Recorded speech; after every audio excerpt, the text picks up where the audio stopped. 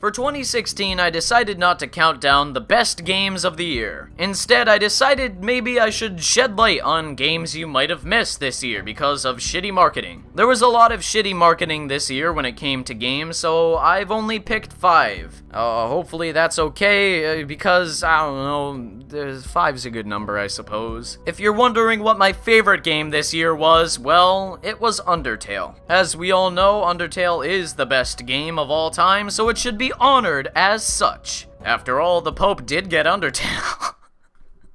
The Pope got Undertale. Anyways, let's start off the list with Grow Up. If you heard of this game, I'm sure you've also heard of Grow Home. Grow Home, whenever it was released, was pretty fun. You play as a robot named Bud, and you'll go around this world and collect things. All in all, it's a relaxing experience. The gameplay's solid, and the concept is pretty novel. Grow Up serves as an extension to Grow Home. If you liked Grow Home, then you will most definitely love Grow Up. It takes the elements that work in Grow Home and expands on them while also adding new elements and a new world for Bud to explore. However, Ubisoft did a terrible job of marketing this title. With almost no advertisements or even any promotion from other YouTubers or sites, Grow Up just fell by the wayside when it was announced. Sure, some popular Let's Players did go through Grow Up, but that certainly wasn't enough to make Grow Up a success. And that leads us to the next entry on the list, Monster Hunter Generations. Unlike the hype that 4 Ultimate received, Generations was met with little excitement from the general public. While Monster Hunter fans rejoiced in playing a new Monster Hunter installment, a lot of people just didn't seem to care. I'd attribute a lot of that apathy to the abundant Monster Hunters that have come out as of late on the 3DS. While Pokemon can still do yearly releases and be successful, I guess Monster Hunter is a different beast.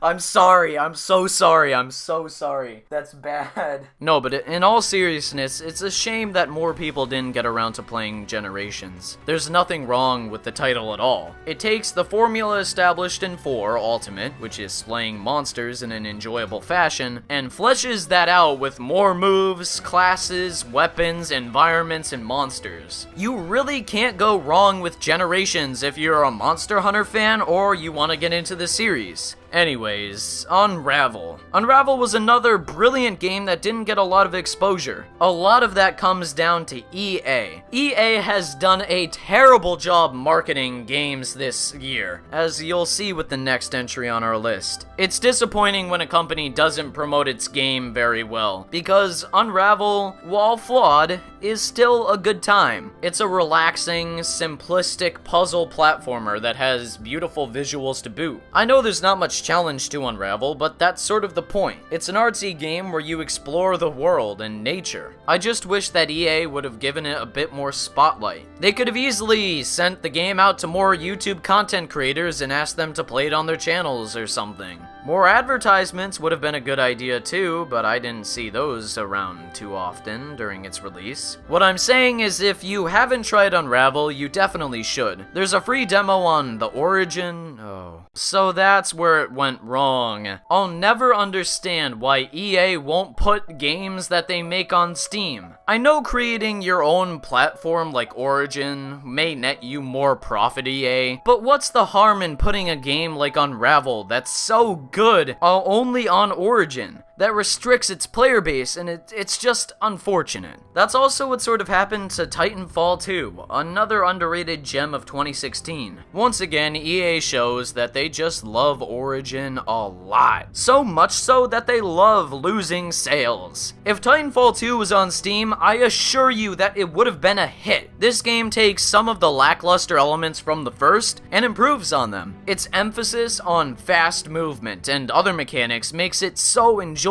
Unfortunately, not a lot of people got to play Titanfall 2 because of EA's shitty Origin practice. Not to mention, the game came out of nowhere at E3. Some excitement was garnered at the E3 event, but it wasn't fostered, and you didn't really promote the game that well. Once again, by excluding a game from Steam, you've only hurt it. You've hurt its player base, you've hurt its accessibility, and you've most importantly hurt yourselves. Steam has its problems, I'm sure, but it's the most popular gaming marketplace and community there is for the PC gaming market. It will be so much better in the long run if you just get rid of Origin for 2017. Speaking of mechs, we come to one of the most underrated games of 2016, and I'm sure a lot of people will get mad at me for this, but it's Metroid Prime Federation Force. Why do I say people might have missed this underrated game? Because of marketing. Well, it has a lot to do with the reaction that Metroid Prime Federation Force got. It was met with a lot of hate because it wasn't a Metroid game. Nintendo provided little to no information during its initial reveal